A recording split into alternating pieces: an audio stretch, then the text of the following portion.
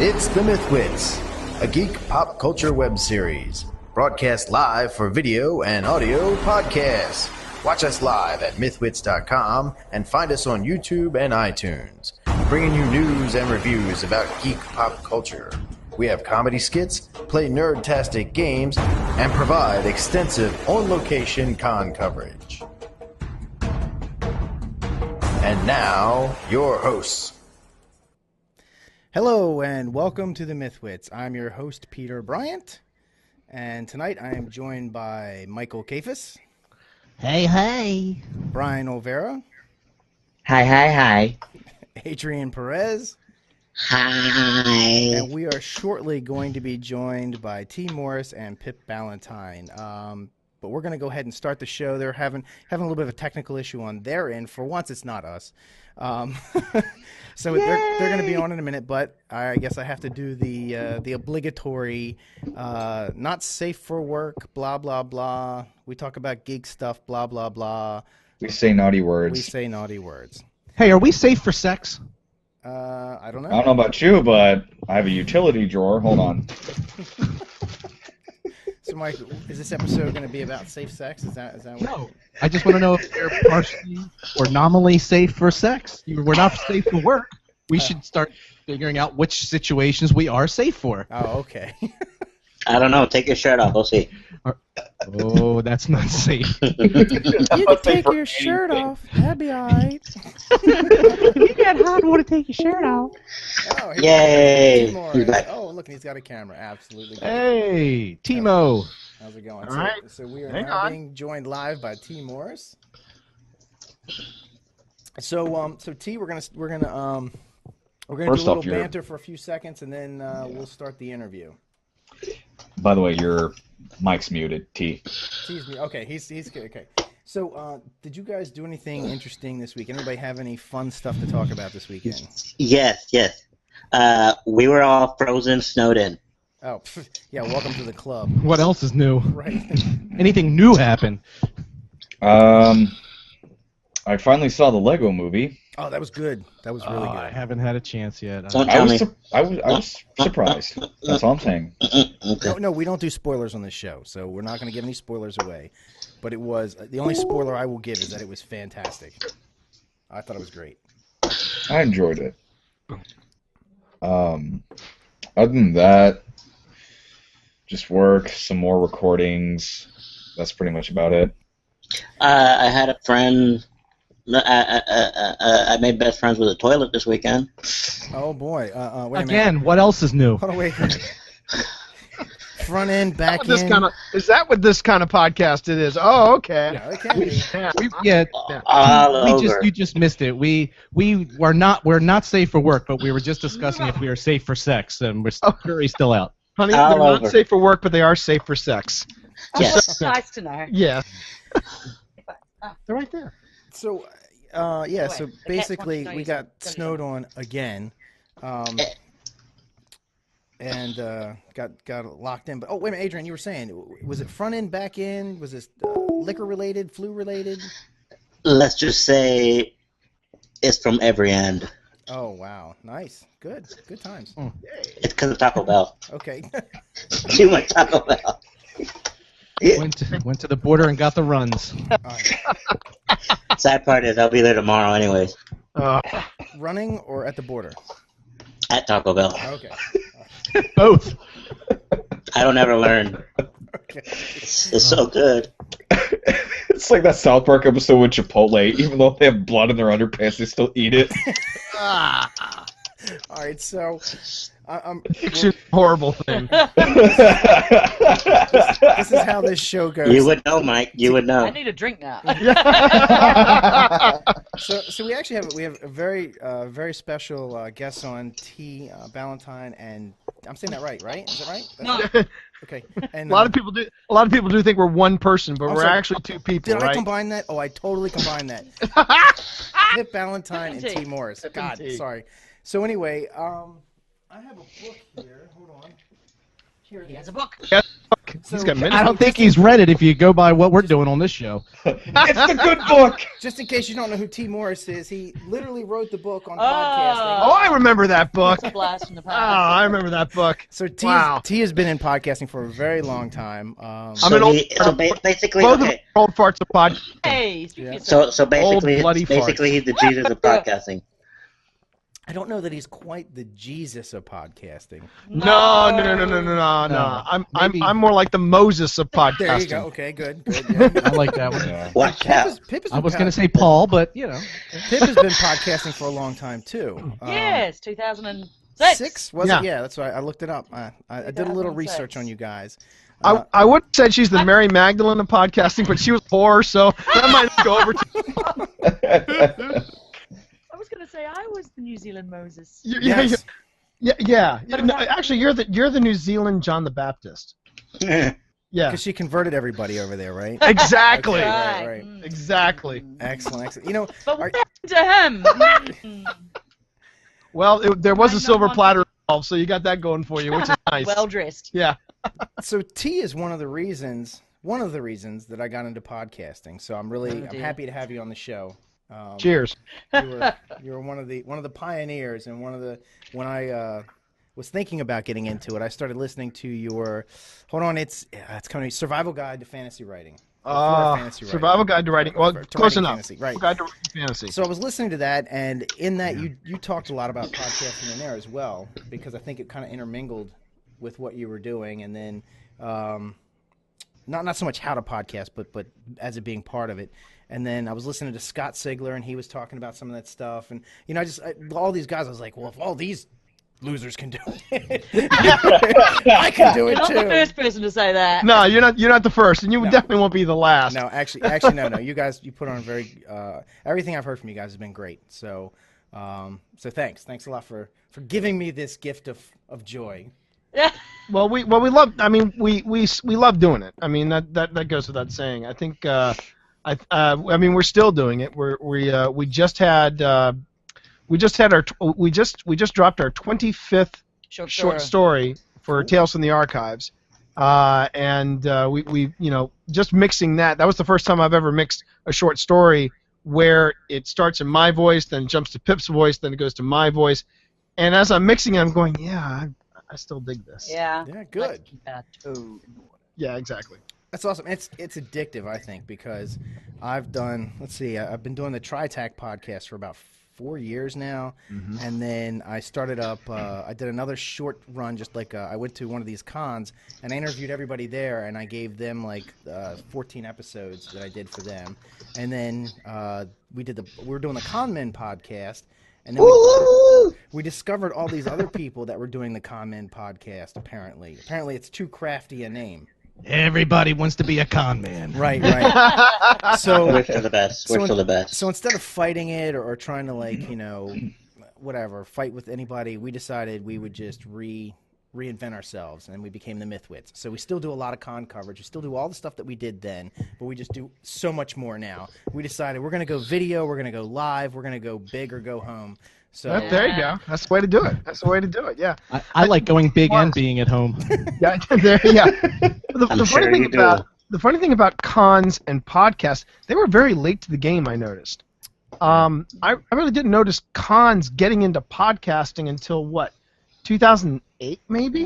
Well, Balticon has always been. Balticon was one of the lead. Oh, yeah, that's a great story. The very first podcast panel I ever did, there were 3 people in the audience, and there was me and a guy named Paul Fisher who helps out with Balticon podcast. They were one of the first cons to actually do a regular podcast. And I remember we were talking about about podcasting, and one of the 3 people that was in the audience got up and started to leave. And then he turns around and he goes, "Sorry, guys, I read this and it said it had something to do with RSS, and this isn't what I'm into." And he just left. that was the...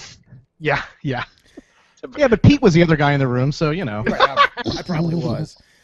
Well, no, one of the other people in the room was Paul's wife, so she didn't really count. Hey! And I mean that in a nice way. Yeah. But then, the funny thing was, it went from that one panel, and the following year, we actually had our own track. And the track got so big that now the vintage attendants of Balticon like to say, oh no, I don't attend that con. That's the other Balticon. I attend the real Balticon. Oh Lord, Mm. there's only one Balticon. Yeah. But T, how often do you get down to Dragon Con? We were last there like 2 years ago. Yeah, about 2 years ago. We missed you. Yeah. 'Cause we go every year. Yeah, we go. Well, we try to go at least every other year, but the last year we went, we were kind of stunned that it got bigger. Oh, And 3 years between. Yeah. when we it's like the were there. Blob. It's It just is. getting bigger and bigger. It is. Yeah. it's Beating Atlanta. it's actually, if you think about it, it's an analogy to con crud. It just continues to spread and spread and spread Ugh. until finally it overcomes you. But I've seen some bad cases of con crud. I Yeah. dodged it Oh, this yeah. year at TotalCon. We just got Yeah, back nothing. from a con. I didn't get stick at all from TotalCon. Totally dodged it one. well, you see, we Spray yourself in Lysol. we spray ourselves down whenever we go to Dragon Con. But the heartbreaking was we had plans to go to Balticon last year, and unexpectedly I lost my job, and I said, okay, well, I guess Dragon Con is out because that is Right. one of the most expensive cons we go to. Yes, Right. it is. What was heartbreaking was that not only did we miss on that, but the movie that actually got me into steampunk when I was a wee lad, it was a movie called many moons ago, in a time called the 1970s. I remember the I've heard of 70s. it. Yeah. I was there. There, okay, great, good man. There was a movie called Time After Time with Malcolm McDowell Yes. and David Warner, Yeah. And- and Malcolm McDowell plays H.G. Wells, and David Warner plays Jack the Ripper. Right. And turns out that H.G. Wells actually builds a time machine, but Jack the Ripper gets hold of it, goes back in time, goes forward into time, and H.G. Wells chases after him. And back when I saw it, it was called science fiction. But if you were to play that today, people say, "Oh, that's steampunk." Right. Well, they had a reunion of Malcolm McDowell with David Warner at Dragon Con the year I couldn't go, and I was like, "You guys suck." Oh, that does suck. Well, last year we were a little disappointed because a couple of the regulars that go that we like to hang out with didn't go. Like, what Yeah. was it? The Skeptics guy didn't show up. Yeah, they weren't there. And wow. George Schwab didn't show up last year, right? Oh, Oh, that's interesting. No, George. Was it Rob that didn't go last year? Was he there? He was there the year before. He was there the year before Yeah, because he played. yeah. That was the time he played that piano solo thing. That and he was naked when he gave. he was naked when he gave out the award that one year at That's the, right, at the yeah. Parsecs. So yeah, Well, not completely naked. He was wearing a guitar. he was wearing a guitar. Yes. Strategically. All right. So speaking of con crud, I have this idea. T, tell me what you guys think of this. Pete's like, I have him on the fence, but I think we could sell, even if it was like, we could make it the MythWits branded con crudaway spray, okay? And it's literally like one of those sprays that just smells nice or whatever, but you can hold it and carry it with you at the con. So it's a little, like a little spray bottle like this. I think it would sell like hotcakes. What do you think? Would you buy con crudaway? But the trouble is at Dragon Con there isn't enough room to spray because you can barely get your. You don't need a little bottle like that. You need a big bottle I like was that. thinking maybe. Have you seen the I got it. furries Hold at on, Dragon hold on. Con? Hold on. Have you seen I the got furries? it. I got it. You get like one of those like the hats with like the drinking hats, right? Oh, You get them yeah. in there, but on the top these little spritzer hoses, so you can just squeeze the little pump. So just Well, It just goes. kind of prefer. There's that, but I think I would kind of prefer a larger bottle and make it aerosol too, so that when the furries do come, you do the James Bond trick where you pull out the lighter and you go. Oh. And That's then one it way of double. avoiding crime. Hold on. What's wrong with furry? I don't know if you know this or not, but I am a what would you call it? For curious, No, the opposite of fur curious. I am Furphobic. furphobic. Furphobic. Yes, furphobic. Thank you. Yes, very much so. So, Well, but that's a different spray, and I don't know if It's that would be a- legal well, then- to sell. well, then That it's a would just be friggin' my own miracle you- brand. well, then it's Well, a freaking actually- miracle you can stand my presence. Dragon Con, I remember the last year we went to Dragon Con, we were going to get like a really fancy lanyard kind of thing, and we noticed that Dragon Con, at least, and I think this was the first year they were doing it, They were selling little itty bitty bottles that you could tack on to your lanyards and stuff. wipe your hand It was down. basically antibacterial, and it said it was the Dragon Con logo on one side, and on the other side it was a germ that had been X'd out. And they were selling those things for like, I think, what, $5 a pop? Yeah, so they were. They were going through those. People were saying, I'll take a button, I'll take a mug, I'll take a lanyard, Okay. and I want 2 of those. You know, I mean, I have a feeling people were bathing in that stuff. I would not have been surprised. People were bathing. I don't think they were. Not Wrong alcohol. All right, we so didn't get Concrad. Pete, No, we didn't. just so everyone knows, and I'm just sort of taking control a little bit right now, but Pete's wife is out of town, and Pete's daughter is just a little bit off to the side, and he's got to sometimes go off and kind Has of to quell play her down a daddy. little bit. Not that I've had any experience with that. I know what that's like. Yeah, I I know. know what that's like. I just wish she'd shut her up. No, I'm just kidding. I have 3 kids myself, so yeah, I can are say you that. explaining my situation? Yes, I was. So, and I was just getting ready to ask. I know because we've been talking about cons and stuff, but T, why don't you give us to have an opportunity to tell us about like what really you're working on right now? What is your biggest project right now? Oh, right now. Well, let's see. Well, March is actually a full-on month for actually the both of us. I'm going to let Pip go first because she's a lot cuter than me, and people like her more than mine. The other thing too is she just had a book release. So Pip, go ahead. Oh, okay, Yeah, great. I just released Weather Child, which is a historical fantasy set in New Zealand. It was one New York Publishing said, Americans don't want to read about New Zealanders. So I thought, How odd you picked that. Was that just out of the blue? You just pointed any place on the map, or was there anything special? born there, afraid so. And then just spent the last 3 years in Virginia. So up until like 3 years ago, I was a normal person. And I got her drinking out of a mason jar, guys. I got her drinking out of a mason jar. My.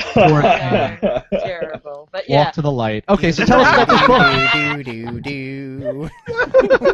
Hey, easy there because we went to a writers retreat in Tennessee. Yeah. And I did not realize that in Tennessee they have quote unquote legalized moonshine, and you don't buy that. Good. You don't buy that stuff in bottles. They sell it in the freaking mason jars, and I'm like, wow, I'm in the mountains, in a cabin, drinking moonshine. Oh, And there's a wow. rocker on the porch. I mean, wow.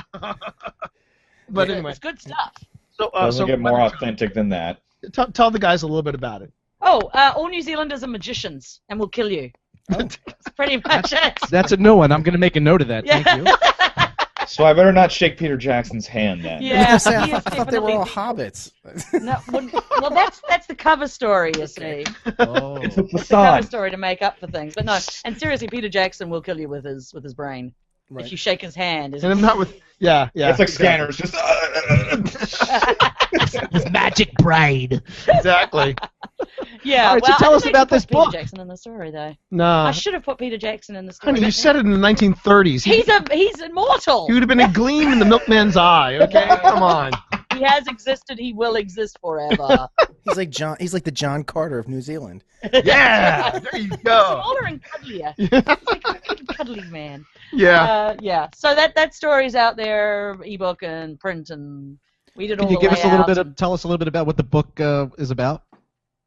It's set between 2 world wars, the first and the second, so it covers disasters, earthquakes, and magical New Zealanders who can control the weather. Please, I would love to be in charge of that right now. But We were also hit by the snow. So Yeah. So people are saying, come on, weather child, get it going. And I just write about it. I do not have control of snow because it never snows in Wellington. So Okay. yeah, and it's got a beautiful cover by Alex White, who does the gear art and also amazing photography and stuff. Now you guys And, can't yeah. see it, but on our layout, what we actually stream, I actually have that cover up right now. Yeah. Oh, great. Okay. The funny story about that one is that Alex said, so what do you want on the front? I said, well, ideally, I'd really like a woman hovering in a storm, rain and rain. And he's like, I can do that. And he got the effect by getting a girl and dressing her in vintage clothes, squirting her down with water, and getting her to jump in a trampoline in front of a green screen.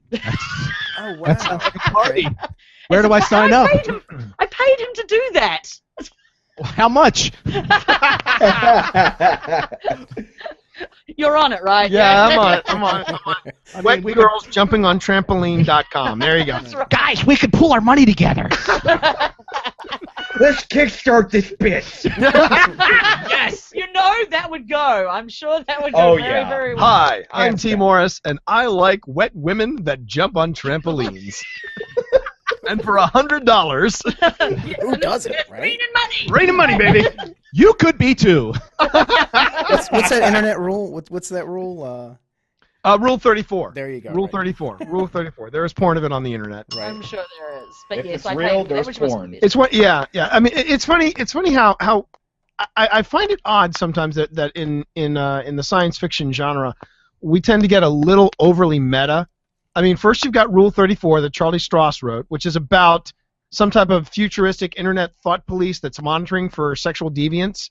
Yeah. And then you've got Red Shirts. And I don't know if you guys have read the book Red Shirts. I haven't. I have If not you read that yet. if you have It's actually very set some funny. time aside. I mean, this book is so meta, and it's because they're friends too. But Scalzi got Will Wheaton to do the audiobook. Oh, nice. Oh, And- yeah. And the thing The is, meme that ate its own tail. it really is. But that's the beautiful thing about that was the thing about Red Shirts. It after I finished it, I immediately went to Twitter and I went, Red Shirts was so good, I'm gonna punch John Scalzi in the throat. And he actually responded with, "Thank you, I think." Awesome. But Mental note: avoid Tee Tee Morris. Morris, restrainingorder.com. But the nice thing about the book is that it starts. You think it's going to go over meta, and then they just manage to pull it He back. just pulls it back, just And enough. It's just enough. It's a very entertaining read. I highly recommend it. But you read Red Shirts after you read our book, which is coming out at the end of this month. That's that the would other be called. Yeah, yes, appropriately called Dawn's Early Light. This is the third book in the Ministry of Peculiar Occurrences series. That's the steampunk series that we write together. So you got to give them the pitch. Airships. It's instead of planes, trains, and automobiles, it's airships, hypersteams, and motor cars. And it's basically a cross country trip. We start in the Outer Banks of North Carolina, and we follow the bad guys from North Carolina to Detroit to Flagstaff to San Francisco, California, and we're just blowing stuff up along the way. In the Indiana Jones, you like. Yeah, really. You can, Right. All right, so this in is fact, a I think pulp. somebody said that when they were reading the Ark, they actually could see the map, and they could see the red line The red going, line. Okay, good. So I mean, and I'm more than okay with that because I'm a sucker for that. I remember sitting in the theaters watching Raiders of the dear. Lost Ark, and Yeah. when that map came up, I was like, I don't know why, but I'm digging this. And I'm I'm here, use buddy. this. I'm here. I'm going to use this later in a book. yeah, and so if someone comes up to me and says, when I was reading this, I saw the Red Line Express, I'd be like, back at you. But that's coming in the March 25th. that's coming on March 25th, and Yep. and to warm up people to it, we've started up our podcast, our Parsec Winning podcast, Multi multi-parsec winning. And Tales from the Archives is free, like the podcast, like most podcasts out there. It's free short stories set in the universe, and it's really worked out great for us because what we notice is that when people listen to the podcast, they go out and they get the book because they're enjoying the podcast that much, and they're like, well, I want to read the book. And then we have people who read the book and they go, wow, that was great. I can't wait for the next one. And we go, well, we have a podcast of short Free stories. stuff. Right. And they're like, really? And now they've got like, It's almost as good as free beer. but it's not almost quite. as good as free beer. Almost. Almost, Yeah. So maybe that should be our topic. I mean, that should be our catchphrase. Tales from the Archives, almost as good as free beer. I like that. Hey, you know what? You could brew your own beer and sell that and give the podcast away for free. There you go. So wait a minute. So let's go back a little bit. So the Ministry of Peculiar Occurrences is a series, and Yes. and so give me the overall of what the ministry is and what what this story. Oh yeah, I have the cover up right now. As a matter of fact. Oh. There we go. Okay. Don't worry about it. They got it. They got it. Of course they've got it.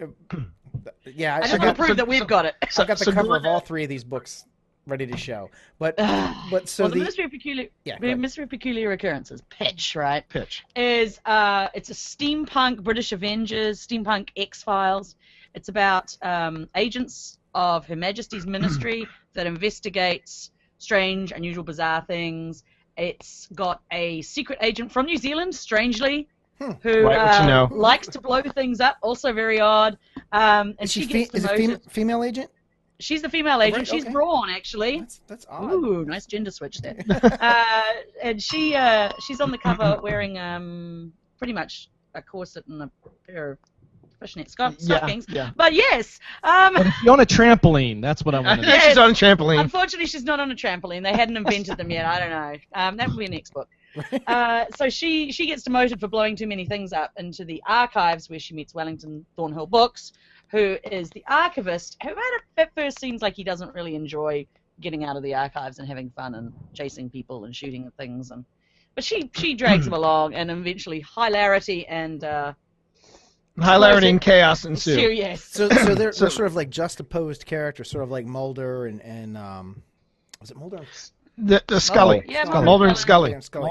I mean, not the same as them, but juxtaposed the way they are. Yes. Well, yeah, I would. It's. I mean, Eliza is the field agent. She's used to the daring do and the action. She's an adrenaline junkie. She's an adrenaline junkie. Wellington Books is a man of mystery. I mean, that's the way we like to pitch him. He's a man of mystery, and as the books go on. And as the books go on, you start to unravel more of that mystery, and then finally in book 3. It starts. We have a big reveal in book 3, and then in book 4 we have a big reveal, and book 4 hasn't. We're still working on book 4, but we're in edits on book 4. But Dawn's Early Light is where it picks up pretty much where the Janus affair takes off, or leaves off, I should say. So no real spoilers, because there's a book 3, so they make it to the end of the Janus affair. At least the end of book 4. Exactly. So they make it to the end, and to get them out of the country, they go, okay, look, we're going to hook you up with our American counterparts, and they're agents from the Office of the Supernatural and Metaphysical, otherwise known as the Agents of Awesome, and that's the American version, and they get paired up with 2 American agents. And they're out trying to solve what's going on. Something is happening in the Americas, and they need help with it, and that's why they recruit the Ministry of Peculiar Occurrences, because they've been around a little longer than the United States branch. And it was really a lot of fun, because we got to. It's a cavalcade of inventors. It's a cavalcade of inventors, for one thing, but we also got to pay homage to a place we like to vacation in, the Outer Banks. And the idea literally came when we were vacationing down there, and I was watching one of the lighthouses, and I said that would make an incredible death ray. So on the front cover, death ray. So on the front cover, we got a death ray. We got a death ray. So for our watchers, the people watching right now, you can see I got that book up, and you can see the right behind. I think the male character is looking back at it right now. Right. That's Wellington. Right. That's Wellington. And then that's the death ray coming, shooting their way. Exactly. I mean, we had a lot of fun. In fact, we had to do it was in the middle of edits. We had to do a major rewrite because we had just gone to a steampunk event in Detroit, and we fell in love with Detroit. I mean, it's a place that needs a lot of love, but the people who are living in Detroit, they are passionate about their city. They love their city. So T, let me step on this just real quick, because I know a guy who lives in Detroit and he's into steampunk. Was it the World Steam Expo? Close. Okay. Close. Last year it was the. It was called Up in the Ether. Up in the Ether. It's now called Steamtopia. Okay. And these were people that wanted to. When they announced that World Steam Expo was not going to happen, right? They said, you know what, we're gonna kickstart an event, and we're gonna call it Up in the Ether. And it was a fantastic event. In fact, they did something at that event that I'm surprised more steampunk conventions haven't done. They had an emergency triage room for your costume. When things fly off. So when things flew off, yeah. I mean, this is a brilliant idea. Yeah. And it was all financed with they were making it rain money. No, they were donations, I think. Yeah, it was donations. But you walked in, they would mend your costume, they'd help you service it. It was really clever. It was a really clever idea, and they were just super nice people. And Pip came home. She mainlined some Detroit.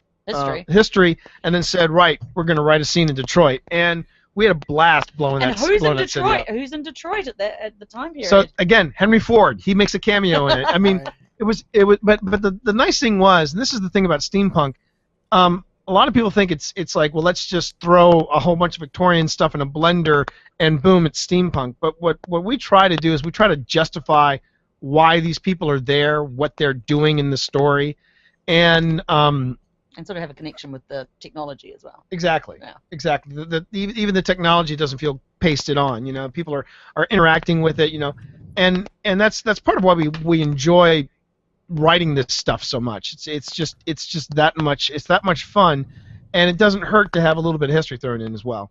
I think that's good. Yeah. So one of the things we did a little pre-talk. T and I were talking about some of the things we could talk about, and so what are some of the challenges in writing in this genre? Like all right, so I like steampunk. I think it's cool, but like to write in it, I think I would have some issues because I'm like, well, this is future technology, but future technology from the past point of view. I imagine that's kind of difficult to think in those terms. Yeah. Well, you do a little bit of research Yeah. on the technology and how people interact with it, I think. We don't go into ours is a fun adventure romp, so we don't go too hard into the technology, like how do the engines work. They just No. My dad's an engineer. Yeah, I am yeah. not. I mean, we had in Phoenix Rising, we had these giant automatons, and I believe her dad called us up and goes, "Now you realize that if you wanted that to work, you have to, and actually he gave us some good advice, and we're like, oh, yeah, we should have a No, he's like, gyroscope in there. and the boiler should explode. And the boiler should explode. There's a fine line between a boiler and a bomb. And and he was great, But that's the kind of thing that I think we do. We try very hard to, well, like you said, it's future technology, but it kind of surprises us what was around in that day and age. There was actually, I remember we really ticked off our editors during Phoenix Rising because right before the final edits, we discovered an article where they were rebuilding the analytical engine that Babbage had plans for but never built. Right. Oh yeah, the Babbage computer, right? Yeah, and I mean this thing had removable memory. It had it had a keyboard. It had a monitor, and I was like, wow. And so we had to go back and change difference engines to analytical engines. But then that opened up a whole new. What could be done with that? What happened if the analytical engine was actually built? What would have happened if people had access to that kind of technology? And that's where I think these are the. I wouldn't be so presumptuous as to call what we do hard steampunk. No, I would never go that far. Easy to. But It's more. no, I would never do that. However, I would say that what we do is we try to ask those questions of, if you take the technology and you interact with it, how is that going to affect the culture? How is that going to affect people? And also, if you are going to do a portable computer in Victorian times, portable? what defines as portable? Right. How We had portable is portable. Yeah, exactly. Yes, I can pick it up just. Yeah, what's its limitations? I mean, we have a scene with that. We have a scene with Wellington, and he has a portable. He has a listening device. He has. Well, yeah, but we also have the analytical engine. We have the portable analytical engine in Book 3. Yes. And what the thing is, he's only been using it for 5 minutes. But the reason why he's worried is because he's got these little boiler tanks on the side, and out of the 4 boiler tanks, 2 of them are already empty. So and to me, that's the modern day battery power. That's so you're watching it going, oh, I've only got 2 bars left. Let's, how many times can I update my status on Facebook before this goes? Before I gotta plug in. The face. Yeah. God, I'd burn that thing up on Facebook in like 10 minutes. All right, I got a question. So, Okay. Because kind of like Pete, I am fascinated with the entire steampunk world. I love the artwork. I love even the stories from it, but I'm not very steeped in it either. And one of the questions I have, as writers, is are there certain things within the physics of steampunk? Are there certain things that are like the holy Bible of things you do not touch, you do not change, and are there other things that you can take literary license with, or can you say, well, we can, within the group, or do you ever get like bad feedback from people? Go, oh, how dare you have said that you could do this? With the We're gonna get that steampunk, you can't touch that with the steampunk. I can tell you right now. Well, yeah. We're gonna get some complaints in the 3rd book, I think, because Good on you. Tesla. well, Well, because what we did was, I mean, and I don't think this is really a spoiler because we kind of tip our hand early in the book. Our bad guy is Thomas Edison. Oh. Oh. I mean, we made him. Now I got to read this book. I like that. Done. I'm sold. Sold. Now, but here's the thing. After reading some of the essays and life's observations from Nikola Tesla, we bring Tesla into the story as well, but we don't make him the superhero. We do not make him, Super He was Nicky. a weird guy. He was a conductor. dude. Well, I like that you don't do that because like one of the things that I see a lot with in the gaming because I'm steeped in gaming, so like that's my big bailiwick, tabletop gaming. So the groups I hang out in, you hear a lot about Tesla this, Tesla that, Tesla something else, and I'm just like, well, he wasn't a superhero. Now let's not get crazy. He was a brilliant guy. Okay, I'll give him that. But I mean, he didn't do everything right because. His stuff isn't really around. Some people died, right. But no, I think it's good that you didn't make him like a steampunk superhero. No.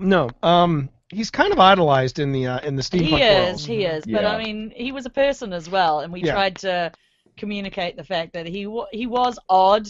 He interacted with people in very strange ways. Probably Pigeons, autistic. You think? Maybe? Yeah. I think he was a high functioning autistic. Yeah, absolutely, yeah. And he was sort of charming at times to time, but he wasn't a superhero. And we do not too spoilerific. We do not make him perfect. Right, and we also and I mean with Edison. We didn't necessarily make him Snidely Whiplash, but we did. There you go. How's that for?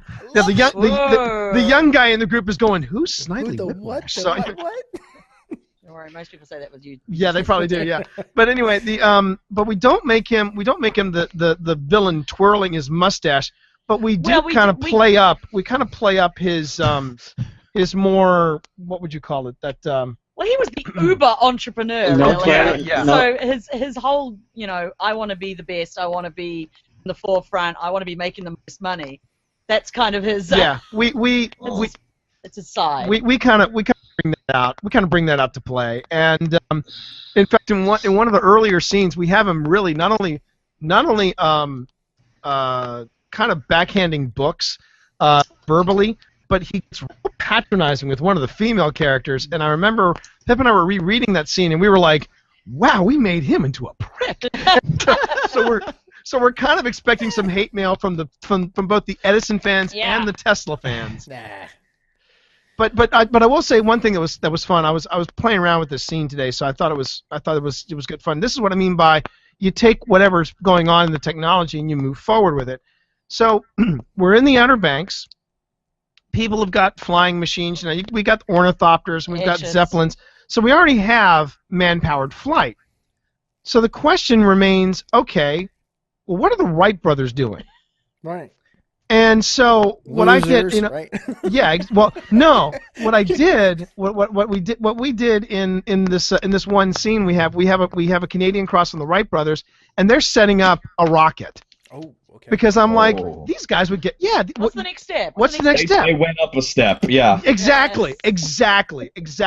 You ramp it up, and that's where I think you suspend disbelief, but you can still give yourself a bit of credibility. Right. If you're going back to the original question, if you've got a steampunk world, and this technology is everywhere, okay, well then the people who were the groundbreakers of the technology, what would they do next? Of course the Wright brothers would have been into rocketry. Of course they would. They would have been like something else. Yeah, it's like, you know what? People are flying around the world. No one's flown to the moon yet. Right, And I could see the Wright brothers just going, yeah, rocket-powered flight. Wait a minute. Awesome. Book 4, On the Moon. Yes. Right in the eye. All right, quick question, because I really would like to check these books out, but I'm a bit of a, words written on paper, it's like, or even electronically on an electronic paper. I'm not the best of having time to do all that. So are there other formats in which I could get this, into my earballs, perchance? Are you serious? Yes. Podcasters? Well, Hey, well, now hang on. I'm setting up I'm setting up a what do you call that? You're setting up the money shot for us Yeah. to talk about on Audible. Right. Thank you. We got the first 2 books, Phoenix Rising and the Janus-Fair. They are on Audible. Awesome. We're not certain if About 3 and 4. about 3 and 4. We do not know yet about 3 and 4. But with books 1 and 2, this wonderful British actor who is extremely talented. We didn't realize how many accents we He threw at does him. Australian, South African, Canadian. Poor man. Yeah, his name is James Langton, and he did the first 2 books, and he did a phenomenal job reading those 2.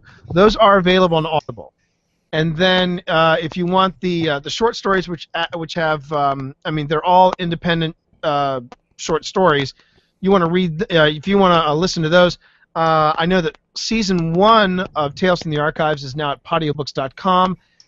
2 is still available on iTunes, and we just started season 3. Okay. Cool. And and then we are actually, because this is our title, we are actually working on an audiobook of the Ministry of called Ministry Protocol: Thrilling Tales of the Ministry of Peculiar Occurrences. This was the Kickstarter we did last year. We because there was going to be a gap between books 2 and 3, we went on and we kickstarted for ourselves this brand spanking new original anthology alongside a role-playing game. And we made our goal. We made 152% of our goal, and this was the first to come out with it. And it was, and right now we're working on the Audible version of that. Hopefully, we're gonna be bold and say maybe by the end of March we'll have it done. Probably. So you put some stuff on Audible, but there's other stuff that you two, or do you guys also get some other people to read some stuff for you too? Well, that's Tales from the Archives. Mm-hmm. That's Tales from the Archives. If people are comfortable reading their own work, then we're happy to do it. Sometimes we read them when they don't feel like it, or they haven't got the equipment, or Or they don't have the time. Yeah, you know, I mean, the reason I like to say something like that is, I like to bring worlds together, and the guy that's, a couple of heads down from us on the lower screen there, he twirls his mustache sometimes too. this guy. He likes to propose that he's a reader of the voice acting. Oh, So he's pimping. So, Pimping ain't easy. I mean, I'm just saying that should you ever have a need, I might know somebody who You could. might know a person. I might know a guy who knows a guy that we could make this happen. Actually, No, but I would only take 10%. in all seriousness, no. So Brian is the guy he's talking about. He lives in Dallas. Raise your hand, Brian. Him and Adrian live in Dallas, and Brian's life goal at the moment is to work for Funimation. He's actually going to college for voice acting and stuff and everything. He's very, very serious about it.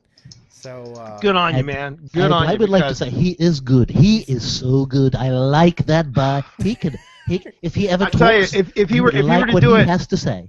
if he were to get that lofty goal, I would say bravo to you, sir, because that was a dream goal of mine when I was a professional actor another lifetime ago. I always wanted to voice some kind of animated character somewhere. now you are an animator. Now I am an animated character, so, and I get that. I get that fixed via podcasting fiction. So Yeah. So I guess then the thing would be Brian, send us a demo reel, and we'll see That what magic word. we can do. there you go. That magic word. He's been working on some demo reels, haven't you?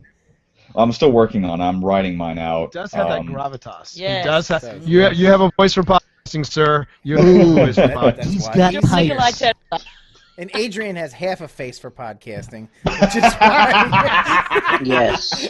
He's looking. Adrian is looking kind of creepy. He's just kind of like, I'm watching you. It's his thing. It's his thing. He likes to pretend. He likes to pretend to be you. Wilson It's all from in the Home eyes. Improvement. He's our Wilson. Oh, He's okay. our Wilson. So, He's Watch our me, little fucker. perverted Wilson. so I have this question. Okay, so Ministry of Peculiar Occurrences. So the peculiar occurrences, are these like supernatural things? Like, what is it they're going up against? It's all varieties of things. Right. Yeah. Sometimes they're supernatural. Sometimes they are dastardly secret societies trying to bring down the entire British Empire. Right. They run across artifacts that have some unusual effects, like we had the monkey paw. The from monkey paw. India. Yeah. That was woof. creepy. We have. I mean, that's the fun thing. We try to keep I mean, with some twinges, little twinges and touches of darkness throughout, we try to keep the books light. But the short stories, we got some pretty freaky stuff in the short stories. Pretty sure people decide that once they can do a short story, I'm gonna go dark. Yeah. Dark. But we did. So, I mean, it's usually been between mad scientists and cursed artifacts and all kinds of stuff. Actually, it was funny. Somebody it was one of the most surreal moments I think that we'd ever had online. We got a hit. Well, this is when Google Alerts actually worked. We got this hit that somebody was comparing us to Warehouse 13. Okay. Nice. And I was a little taken aback because I was like, oh, because we had signed the contract, we had turned everything in, and then the Sci-Fi Channel, was advertising the show Warehouse 13. We're like, ugh. And then this blog was doing this side-by-side comparison. Now, I don't watch the show. But I was like, wow, they did that on Warehouse 13? And there were all these side-by-side comparisons. So I reached out to the blogger and I said, well, I appreciate what you've done, but just so that we're clear, I had never seen Warehouse 13. I'd seen maybe one episode, but that was after we had done with the edits. What proceeded next was this total fangasm from this guy running the blog going, I can't believe you're at my blog! And we were like, oh, dear, where's the cork? I need to put it back on top of the bottle. Right. But yeah, I mean, we run the gambit on different stuff, and I think the broad brush we paint our world with is, if it's too weird for Scotland Yard, that's when the Ministry steps in. Okay. Okay, even if there's nothing really weird about it, if it seems weird, or if it seems odd, yeah. Yeah, or if they've just hit a dead end or something like that. I mean, with the secrets, I mean, the Phoenix Rising and their dealings with the House of Usher. The House of Usher, these guys are secret societies, right. And they're considered out of reach of Scotland Yard. So sometimes that'll happen. What's been really interesting is watching the three books have been kind of light and fun, and it's been great. We've been having a ball writing them.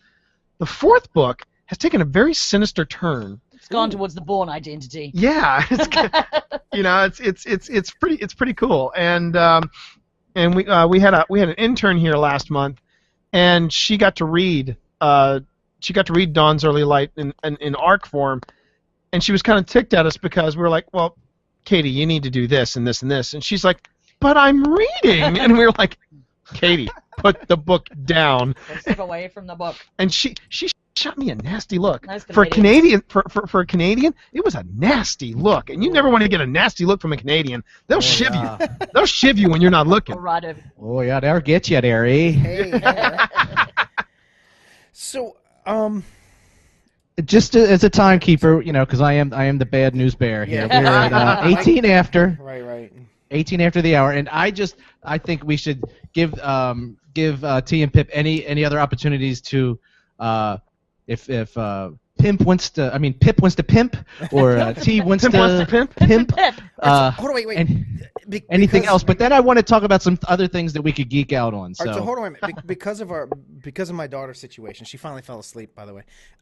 Because of the daughter's situation, there was a couple of things I didn't get to cover real quick. Let's go over it real quick. Lightning round. So lightning round. So T, you did Podcasting for Dummies.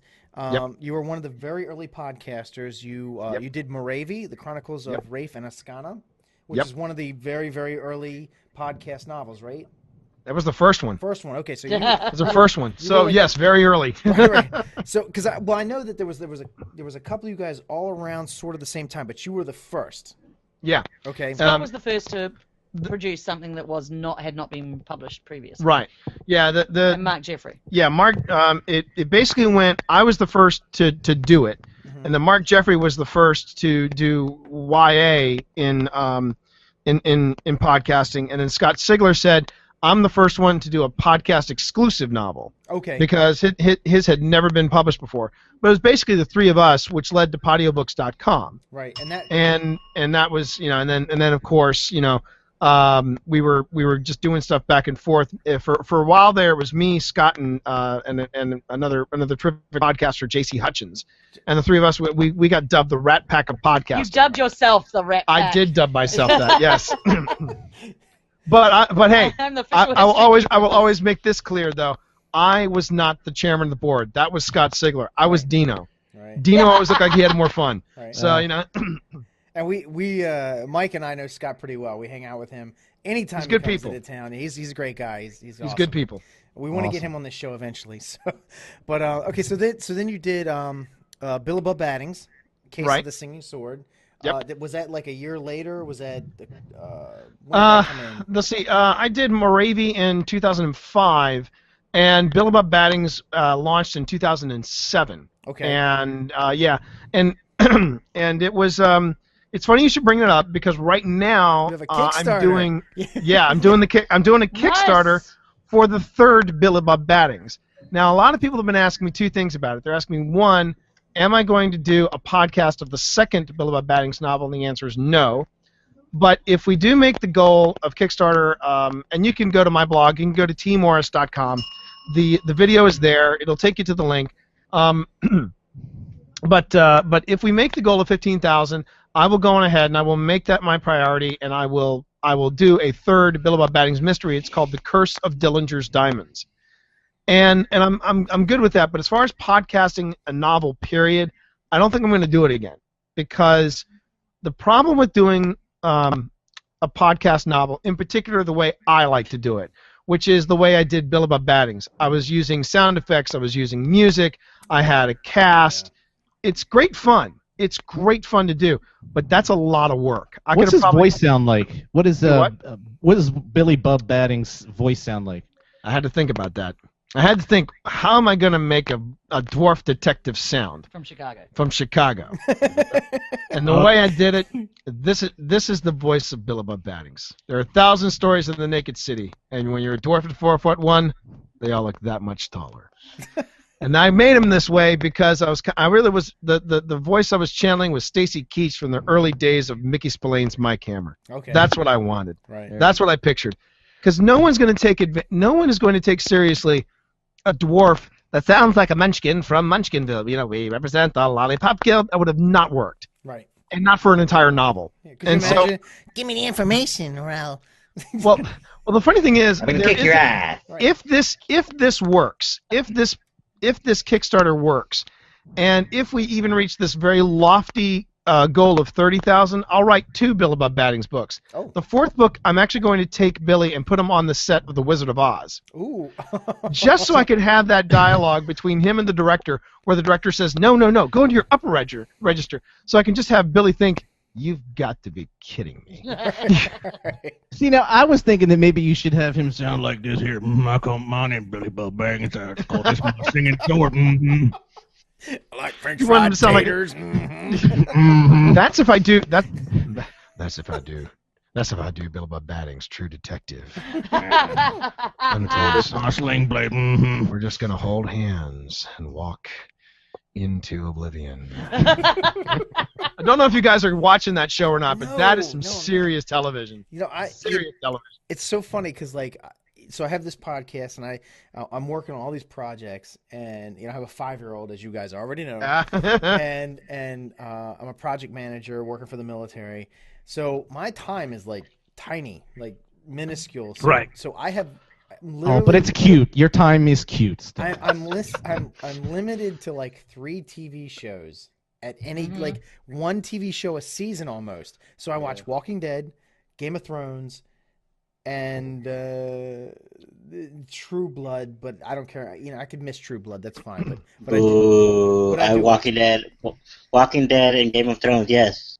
yeah, True Blood, no. That's what I'm saying. Like True Blood, whatever. I watch it, but I'm not gonna like kill myself to watch it. But that's that's the only TV shows I Oh, watch. wait, you would kill yourself to what? The Walking Dead? I love Walking Dead, man. I think it's awesome. I know. All right. I know some. I don't people, have to say anything. I know some people don't agree. I know there's some people who are not. They're purists and they don't like it because it veers far away from the comic and blah blah blah blah blah whatever. Yeah, and those people get punched in the throat. Right. but I don't care. It's going back to the comic route. Yeah, exactly. Whatever. I like it. All right, so wait a minute. Before we get off topic, because we can veer off into that round, let me finish up with Tee and Pip here. So then you did Survival Guide to Writing Fantasy, which is a great podcast. It's still around, right? You can still get that. No. No, I actually took it offline. Oh, really? Because we now have a podcast called The Shared Desk. Okay. And you can listen to that at theshareddesk.com.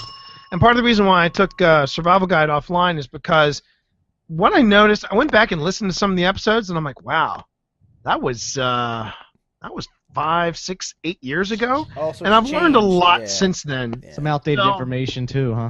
Yeah. Oh yeah. Okay, We've redone some of the topics that you covered. Some of the topics I've redone, and some of the topics I'm just like, oh, I had no business going into that topic here. Okay. So it's just one of those things where I kind of want to refresh it, and but the funny thing is, there's a lot of Survival Guide that kind of creeps into Shared Desk. Like we have instead of the Whiskey Tango Foxtrot moment, we have something called Seriously, where we talk about boneheaded moves that authors make. We always have a lot of... Wow, do we have a lot of stories about authors doing boneheaded things. Okay, so Shared Desk, forget Survival Guide. So Shared Desk, and that, okay, so that leads me to one thing I want to make a comment on. I don't know if people realize this or not, but Tee and Pip, you are a couple. You're married, right? Yes? Yep. Okay. So, oh my gosh, we're married? Yeah, we're married, honey. What? No. Don't you remember? Wait a minute. You insisted that I... All I had was the smell of ether, and what? That's what I thought. I didn't want to speak out of turn. So I had to keep turning around the milk cartons when we went to New Zealand. I had to keep turning around the milk carton saying, "Have you seen this woman?" You know, just had to turn them the other way. So no, but that's what brings me to this next thing is that I think it's really cool that the two of you are married and you write together. And we don't kill each other, right? Because Not yet, anyway. While my wife respects what I do and she gets it, she understands it, she supports it. She has nothing to do with it. She doesn't even want to hear about it. I come back from a con. She doesn't ask me how it went. She doesn't ask me how my stuff, how my podcast goes. She's not into it, but she's totally fine with me doing it. So like some guys come home from a con and they force themselves on their wives. I force my stories on my wife. Oh, do you? I rape her with my con stories, and she's like, "Stop, no, please, can we just have sex instead? Please, stop talking about the con." Hold on. Shameless plug. You guys need a webmaster. Oh, stop. Oh, Adrian does this every episode. Hey, you got to plug when you can plug. You got to plug. Hey, look, Pip made easy. You plug when you can. Brother needs work. Hey, where's my ding? Where's my ding? Oh, there you go. There you go. Thank Okay, you. there's your ding. AdrianNeedsWork.com. Yeah. There you go. Crap, I gotta go reserve that. I do. I think that's really cool that you guys can work together like that, and you seem happy. You haven't seemed like you want to kill each other yet, so that's good. That's a good thing. Well, that's just because we're on camera. I was about to say, well, these little friends right I here. got nothing behind my back. So what are you talking about? There's no knife behind my back. It's like Judas at the Last Supper. What are we?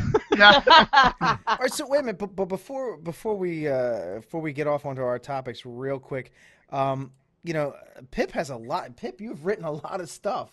That she has. And I have. You've won quite a few awards. I went to the Wikipedia, the font of all knowledge. And so you got the Books of the Order. You're right. You have the Ministry of Peculiar Occurrences. You have the Shifted World series.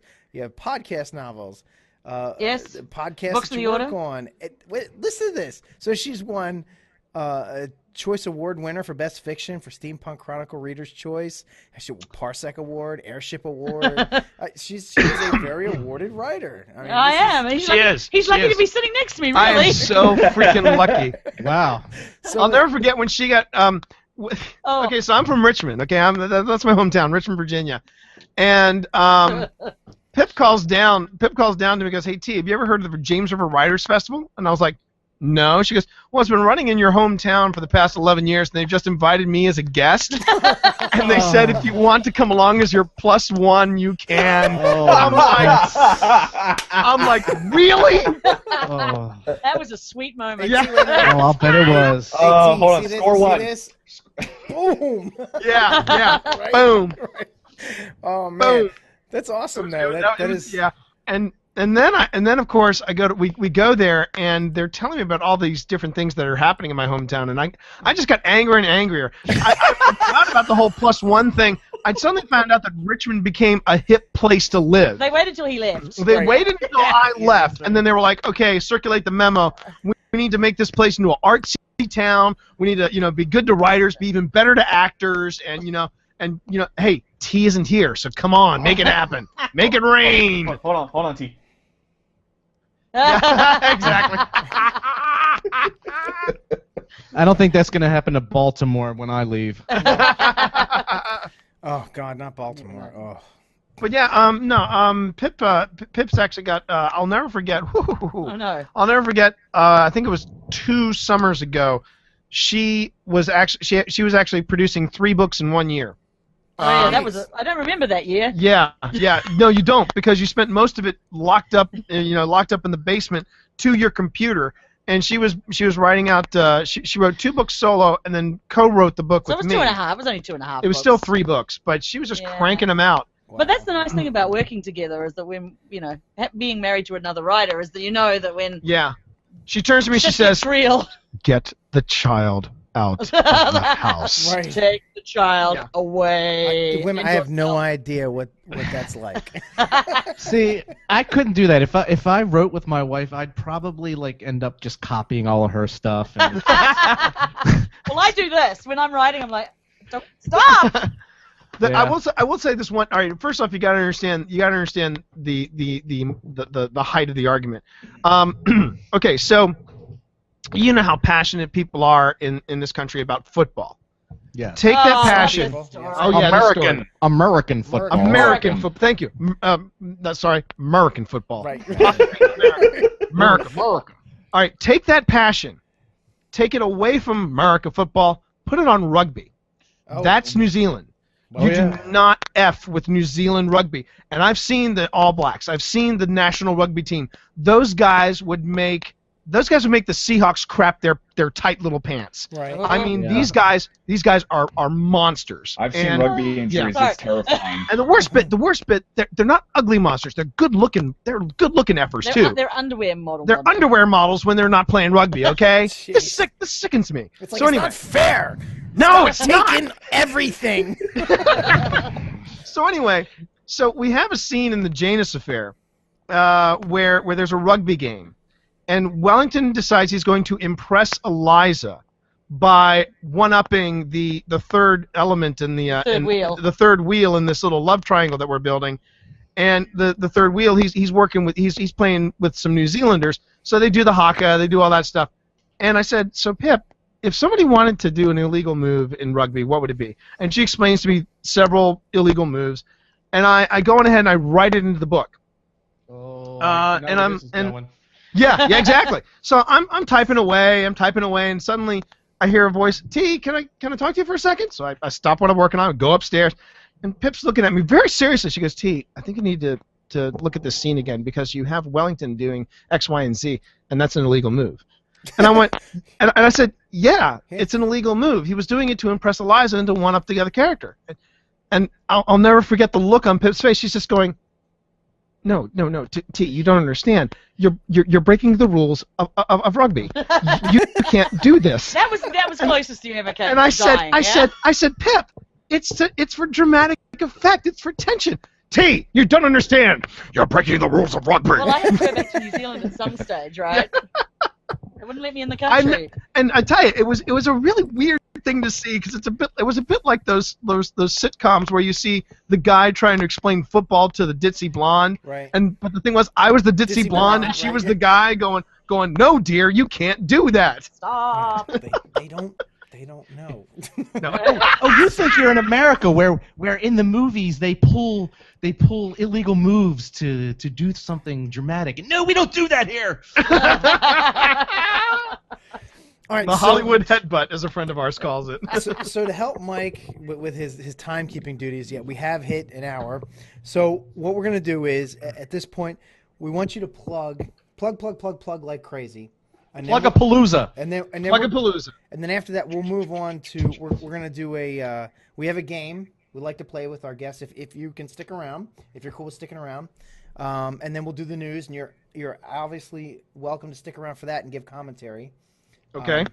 Because it's always geek-related stuff, and we like to hear from our guests. It makes the news better and Lovely makes the show jubbly. better. Lovely jubbly. Okay, so plug away. Okay. Ministry of Peculiar Occurrences.com is where you can find all Ministry of Peculiar Occurrences related items, news, novels, podcasts, board games, pictures, women on trampolines. Right. No, No. okay, except for the last bit. The women in trampolines, that's on pjballantine.com. Yeah, absolutely. PJ Valentine. He's going there right now. Oh. And then of course there's teemorris.com. That's mine. I'm sorry, the downside, I have no women jumping on trampolines, but I do have dwarf detectives. So if you're into dwarves, depending on what you're into, Yeah, if that's your thing. if that's your thing, there you go. I have a friend that's into dwarves. I do. He's totally into I'm it. sure Dwarves on you do. trampolines. Is she Dwarves hot? on trampolines.com. No, I'm sorry, I don't- Adrian. It's a guy. I'm sorry. He's talking about you. I Very thought we were tasty. friends. And let's see. And, Do a quick starter. oh yeah. So Weather Child, that's out now. You can buy it anywhere. Go to Amazon, go to Kobo, go to Smashwords. It's all there. You've also got Tales from the Archives, which you can subscribe to via iTunes. And then you've got the Billabub Kickstarter for Curse of Dillinger's Diamonds.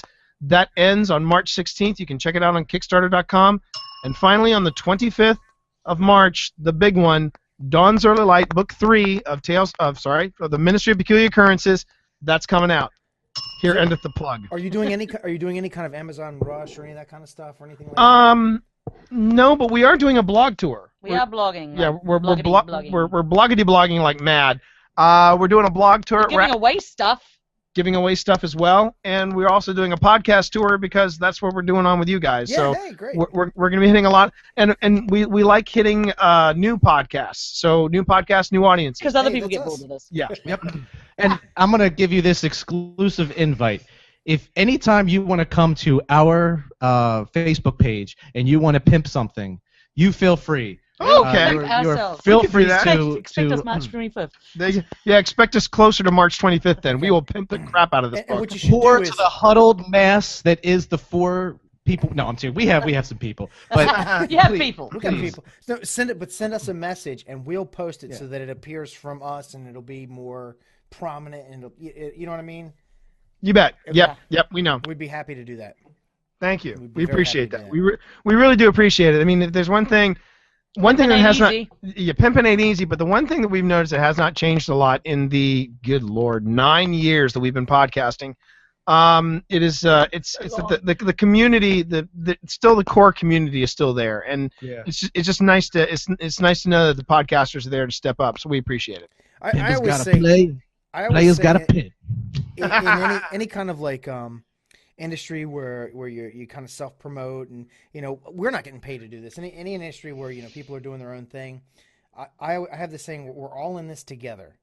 It's like it's like we're not in competition. So like if I have a podcast, another guy has a podcast, you have a podcast, we're not competing.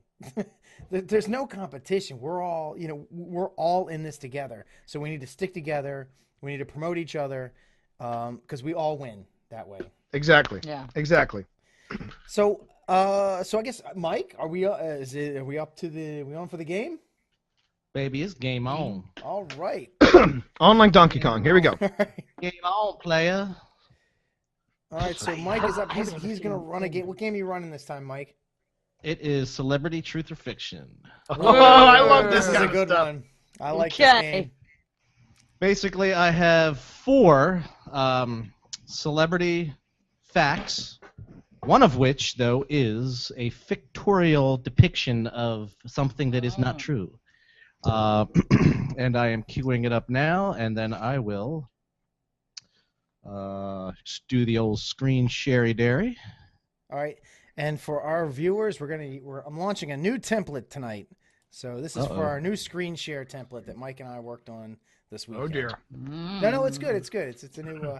Wait till so T and Pip, wait till you actually see the video of this. It looks totally different than the Google layout. No. Yeah, Okay. we totally encourage you to actually not look at the whole show, but look at parts of it. It's actually kind of cool. Like 'Cause it's it's more than different. just what you see with little crap at the bottom. Oh, okay. John Adams. Whoa, what's up? All right. I'm sorry. All right, so here we go. So basically, what I'm going to do is I'm going to read you, and you're going to see pictures of. But basically, I'm going to read you 4 celebrity facts about celebrities and/or people prominent in history, and you are going to tell me you are going to pick the one that you think is false. I will ask you after I go over each of them. Okay. Now, if you are completely positive that one of them is the fiction, just do your best when you're kind of, making your suppositions about which one could be. You could just say, oh, well, I think that one is. Don't go, oh, I know that one is. I read that in such and such and such and such. Yeah, because Mike's going to go in order, and Okay. you can agree with someone else or keep it to yourself. Because there is a point system here. You can also mislead people. So you could say, oh, I know that wasn't such and such, especially if you know it was. Yeah. All right, so here we go. So here we go with the old John Adams. John Adams, the second president of the United States and one of our founding fathers, had a beloved dog in the White House named Satan. True story. Now, numero uno. Martin Luther King Jr. was a huge fan of Star Trek. At the NAACP fundraiser at the University of California, Los Angeles, he convinced Nichelle Nichols, Lieutenant Uhura in the original series, to stay on the show while she was thinking about leaving and to go on Broadway. True story, bro. Oh, this is my favorite. Dr. Ruth Westheimer, America's favorite sex therapist of the 80s and 90s, is a trained sniper. Though she was born in Germany in 1928, she escaped the Holocaust in 1939 and was taken to Israel. And at the age of 16, she was trained in the ways of a sniper. To this day, she can load a Sten automatic rifle in under a minute, blindfolded. It's not all she can load. Well, at this point, maybe. I don't know. She's old now. She's still alive. I don't even know if she's I was going to say, that's pretty impressive. That's pretty impressive if she can do that to this day, considering she's dead. right. From beyond the grave. She's walking dead. She's a walker. All right. Everyone, and you younger kids in the audience, the little Mikey was the Life cereal kid. All right. Now, Mikey will eat anything. He was severely debilitated at the age of 9 when he consumed 10 packets of Pop Rocks candy, a packet of Mentos, and slammed a can of Coke. The Pop Rocks formula, the older one, in combination with the Mentos and carbonated cola, caused Mikey's stomach to bloat with so much frizz and fuzz and crying that it began to aspirate on it. And this is not the same. I repeat, this is not the same crap that you hear on the Mythbusters when they were talking about just the Diet Coke and the Mentos. This is a true story about Mikey, and he was the one who did the Pop Rocks and the Mentos and the Coke. Okay? I don't know if you've ever done that and knowing if you ever read anything about the old Pop Rocks thing. So, all right. We will Move along. We will What the start. hell did you just do? Oh, it was only it was only 4. Okay, 4. Okay, good. 4, yes. It is. We will go with. Don't do Pip? Adrian first this time. Poor Adrian. Do someone else first. I'm good. Oh, poor Adrian. No, I was gonna go along the line. I was gonna do Pip or Pip, T, you, Brian, and Adrian. Okay, All right. that's fine. Pip, T, Pete. So Pip, have at it. Yeah, I kind of believe this one. Look at that face. That says that I would have a dog named Satan. Also, back in the day, people gave their dogs some really odd names. Yeah. They give their kids some odd names too. Yes, So they Well, maybe I should have gone with Satan, son names. get in the house. That kind of thing. All right. Yeah, I kind of believe that one about Yeah. I think that yeah, I mean, it was in the 60s, right? Yeah. And Star Trek was very important and a big deal. Mhm. So I kind of believe that one. Do you know who Dr. Martin Luther King is? Oh, for Pete's sake! Stop. She's from Australia. What? Australia! I meant to say she's from New Zealand, not Australia. Right. That's what I meant to say. Jeez. My ass is sleeping on the couch She's tonight. a So boys. Kiwi. say goodbye to Tee Morris. It was nice to know him. I love you. And hello, doghouse. Alas, Yeah. I knew him well. Okay. Celebrity fiction. T. Morris lives in a doghouse. No. True. True. Ever since the dreaded MythWits podcast. I was Those there were when it dark happened. times. I was thinking it'd be more like Tee Morris was never seen again, and nobody knew what happened to him. But Philippa had an amazing rose garden that year. The problem is, sometimes you would step, you would hear this sound. Every time buried with his after, bell. After this episode, every time T. Morris steps, you hear that sound. Yeah. Slowly I turn. Ting! Step, ting by step. Ting! Oh, dear. Okay. Okay, Dr. All right. Ruth Pippi, Westheim. what do you say? Dr. Roof? Well, she's the right age, right? And she look at that. She looks like she just, would happily take you out. Yeah. Well, And she I knows mean- a lot about pistols and guns. she Well, was a there's sex that, there's therapist, that. so Yeah. So I imagine that'd be really handy when you're like helping somebody out. You better do that, or I will shoot you through the window. I will shoot you through the window and throw the jelly donut as well. shoot you donut through might be the what? fresh. That's the problem. Through the what? Oh my goodness! So little Mikey and the Pop Rocks Mentos. Why is this kid slamming Coke? I don't know. Oh, the Mikey's context. gangster, yo. The He context. anything. Hey, the 70s. It was back in the 70s. It was a crazy time, Pip. Well, I've seen stranger things happen.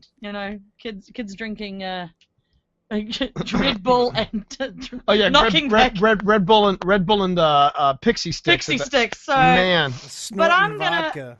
yeah.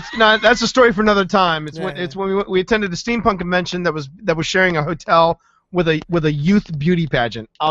Story for another time, boys. Okay. Story for another time. All right, we'll take But that one I'm off gonna- air. I'm gonna call this one because I think Mikey slammed actual Coke when he was a bit older and died. That's what I'm thinking. All right. Well, maybe I should have written it that way. I don't know. If I was writing a false one. No. Okay. So, Mr. T. Been waiting to say that one. Right. That one all day. Yeah.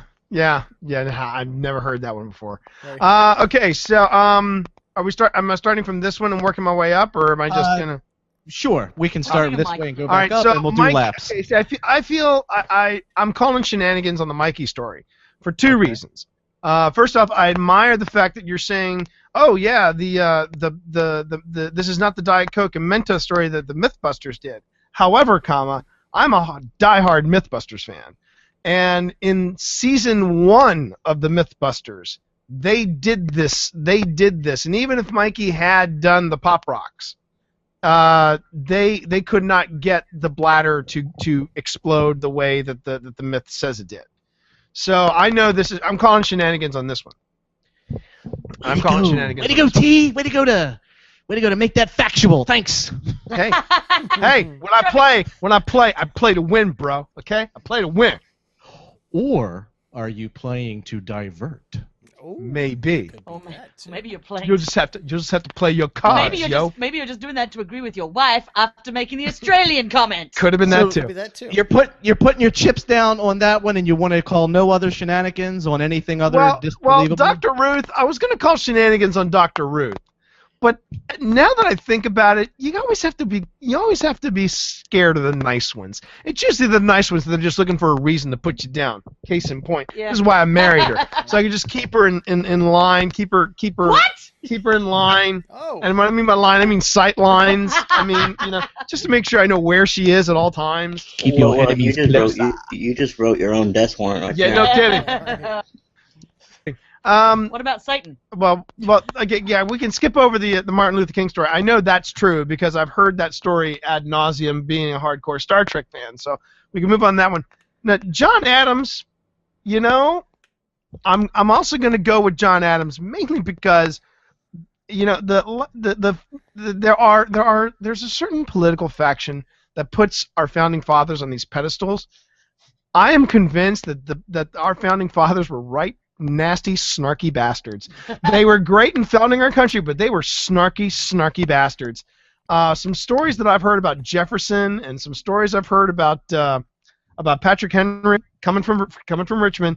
I mean, these guys had some wicked senses of humor. So you know what? It would not surprise me if all John Adams was like, yeah, watch me mess with the religious folks. Come, Satan, heal, Satan. Hey, Satan, roll over, play dead. Well, if snarkiness is any indication of an ability to frame a nation, then I think that the 6 people in this panel are perfect framers of the next Constitution. So we got that going for us. Yeah. I'm all for it. We'll write it. We'll make it fun. Right.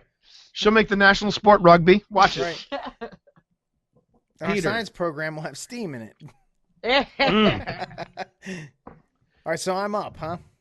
Yes, you are. Okay. Put your chip down. So- We can go through them all, or if you want to just talk about anyone in Yeah, particular. let's start with John Adams. All right, so John Adams, I happen to know that he was a very religious dude, and it's funny that he would name his dog Satan. I would think that if he did that, he probably named it that because he hated that dog. That dog was probably a complete asshole. So, so But how would you know that when it came time to name the dog beforehand? He's like, "Oh, I predict you're going to be an asshole dog. Well, I don't- Henceforth, maybe you will his- be known as Satan." Dude, maybe his wife and his kids wanted the dog and he didn't. I don't know. I'm just saying. That one. I just think it's funny. I totally buy that one, and I think Okay. I'm willing to bet that he did that on purpose, and I would guess that he did not like the dog. Look at that snarky bastard right there. Fuck, Just look look at that at nose and the Snarky. eyes. And, all right, so Little. let's go to the next one.